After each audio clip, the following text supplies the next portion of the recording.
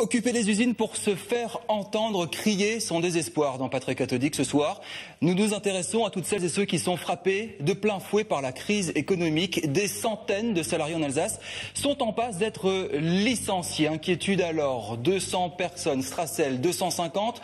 Ce soir, on a décidé de dépasser cette litanie de chiffres et de s'intéresser au quotidien de ces hommes et ces femmes. Salut Mélodie Schwertz. Salut Tanguy. Petite nouvelle dans l'équipe de Patriote cathodique, ravi. Vous avez enquêté sur le terrain, vous avez rencontré, vous allez faire témoigner ces salariés qui sont sur le front, qui bloquent des usines. Et vous avez invité ce soir Eric Hennel. Bonsoir Eric. Salarié chez Petroplus. Tout à fait, Petroplus Raffinage Reichstätt. Donc une usine qui a arrêté son activité en avril 2011 et qui est en train de terminer du mieux possible un plan de sauvegarde de l'emploi. Je dis du mieux possible, étant donné que la société a été placée en redressement judiciaire le 30 janvier 2012. Mélodie, première question à l'invité.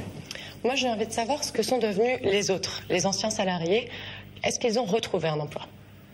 Alors on a un chiffre qui n'est pas très récent parce qu'étant donné que nous avons été placés en redressement judiciaire, l'activité de la commission de suivi du plan de sauvegarde de l'emploi a été stoppée. Elle devrait reprendre prochainement. Donc les derniers chiffres que j'avais en ma possession donnaient un reclassement de 66% du personnel. C'était combien d'années de combat que vous avez mené vous personnellement ? Alors, si on prend un historique au niveau de la raffinerie de Reichstätt, on a déjà eu une première difficulté en 1998 avec un risque de fermeture. Le combat qu'on avait mené à ce moment-là a été favorable, on a réussi à sauver le site. C'est plus de 10 ans, c'est 14 ans, c'est ça à peu près ? Voilà, à peu près. Et au bout de 14 ans, on est comment ? On est rincé ? Oui, bien sûr, parce que à partir du moment où vous avez le premier effet qui peut vous annoncer une fermeture, c'est sûr que vous êtes toujours dans une incertitude qui vous fait poser des questions. Est-ce que je vais garder mon emploi encore longtemps ? Comment ça va se terminer ? Est-ce que justement, avec du recul, vous auriez fait les choses différemment ? Vous auriez tenté autre chose ? Je pense qu'on a... Je ne vais pas faire une autosatisfaction, mais je pense qu'on a tenté tout ce qu'on pouvait faire. On a effectué des démarches dans les ministères, on a rencontré les élus locaux, on a rencontré le préfet, on a essayé de bouger tout ce qu'il était possible de bouger. Malheureusement, ça a échoué, donc je ne pense pas que des regrets puissent se présenter. On a vraiment essayé de faire tout ce qu'il était possible de faire pour sauver le site. Et dans un second temps, une fois que le sauvetage s'est avéré négatif, on a fait tout ce qu'on pouvait pour que cette fin de vie de la raffinerie se passe le mieux possible pour l'ensemble des salariés que l'on représentait. Alors Mélodie, vous êtes allé sur le terrain, usine Strassel, à Strasbourg, 250 emplois menacés. L'usine est à l'arrêt depuis plusieurs semaines maintenant. Vous avez rencontré ces salariés qui occupent, qui bloquent, qui arrêtent leur usine. Dans quel état d'esprit sont-ils ?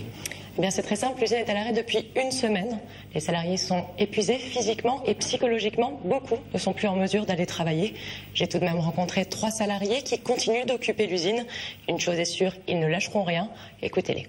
C'est extrêmement difficile de tenir une année avec une incertitude et une épée de Damoclès au-dessus de la tête, c'est certain. Tous les salariés dans l'ensemble et la grande majorité souffrent de cette situation. Et c'est vrai qu'aujourd'hui on rentre dans la dernière phase et dans la négociation dure. Et c'est vrai que ça en rajoute et c'est extrêmement difficile de motiver les gens. On est franchement dégoûtés. Dégoûtés parce que en moyenne 20 ans et plus pour beaucoup avoir donné le meilleur de nous-mêmes pour que l'entreprise soit au top. Et le remerciement du groupe aujourd'hui, c'est de nous licencier comme des malpropres. Ils n'entendent rien de nos revendications, c'est un site viable. On pourrait encore faire d'extrêmement belles choses ici. Et malheureusement, c'est un refus total de leur part. La preuve est que depuis maintenant une semaine, l'usine n'a pas redémarré parce qu'on a beaucoup de salariés qui sont arrêtés, parce que fatigués psychologiquement et qui n'en peuvent plus et qu'ils veulent avancer et avoir des réponses à l'avenir et que l'UPM aujourd'hui ne donne rien. Eric, quand je vous dis Florange, sont en train de se battre. Laure, quand vous entendez Stracel, ce genre de choses, qu'est-ce que vous dites? Est-ce que vous pensez à vos camarades? Est-ce que vous vous rendez compte qu'il faut vraiment bloquer des usines pour se faire comprendre que ça se radicalise, qu'on va toujours de plus en plus loin? Comment vous sentez un petit peu l'air ambiant? Crise mondiale, on le sait. Vous avez été victime de ça. Vous voyez des copains à vous en face à la télé en Alsace, victimes de ça? Oui. Alors je pense que le combat que nous avons mené de manière sérieuse, et si je peux m'exprimer ainsi dans le calme, avec le recul, était une bonne chose. Je ne pense pas que les actions violentes... Est-ce qu'à un moment donné, il y a des gens qui disent on fait tout péter?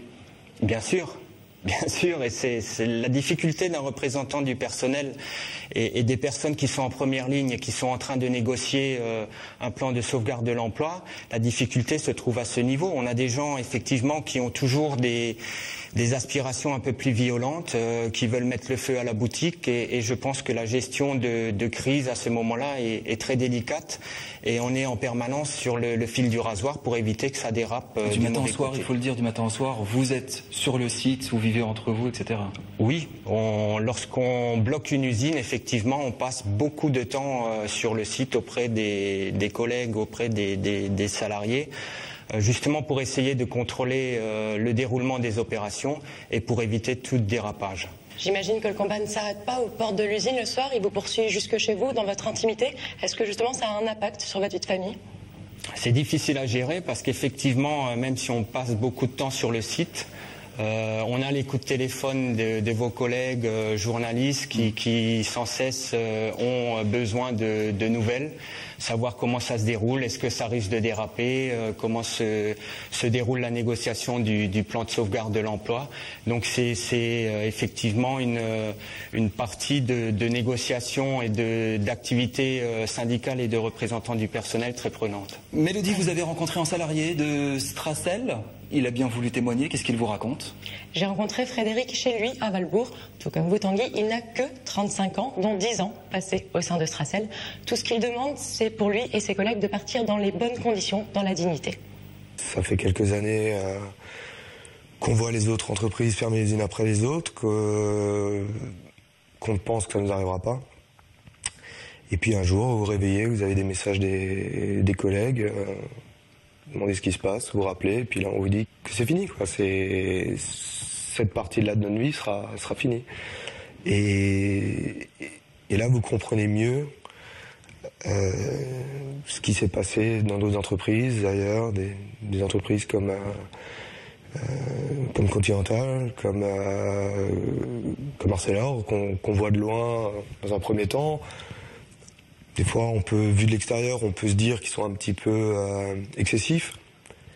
Et puis, au bout du compte, vous remarquez que c'est peut-être malheureusement la seule façon, ces actions un peu dures, d'essayer de sauver sa peau et d'essayer de lutter contre cette injustice. Je pense surtout effectivement à des personnes qui ont 25 ans ou plus de boîtes, et Stracel a été toute leur vie. Et ces gens-là méritent un minimum de respect, surtout qu'on est dans une situation bien particulière. C'est une entreprise qui gagne énormément d'argent et qui ne licencie pas pour des raisons, on va dire, économiques, mais juste pour en gagner encore plus et pour rendre les actionnaires heureux, quoi. Et nous, on en pâtit, et ça perturbe nos projets, notre vie. Vous avez participé au démantèlement de l'usine, vous êtes un des derniers à être resté sur le site. Est-ce que justement c'est plus difficile d'être là jusqu'au bout, ou est-ce que vous vouliez assister à la fin de l'usine pour laquelle vous vous êtes battu? Alors il y a aujourd'hui encore une 50aine de salariés sur le site. Le démantèlement à proprement dit n'a pas encore commencé. Par contre je quitterai le site avant la fin de ce démantèlement. C'est peut-être un petit regret parce que lorsqu'on a vécu pendant 26 ans dans une entreprise et sur un site, je pense que le fait de le voir mourir correctement, ça m'aurait peut-être permis de faire un deuil plus rapide sur cette société. Merci beaucoup Eric Haenel, merci beaucoup moi. Mélodie. C'était important pour nous ce soir de faire témoigner tous ces gens qui se battent au quotidien, qui bloquent des usines, qui manifestent pour leur emploi. Ce sera comme ça toutes les semaines avec vous. On se retrouve vendredi prochain.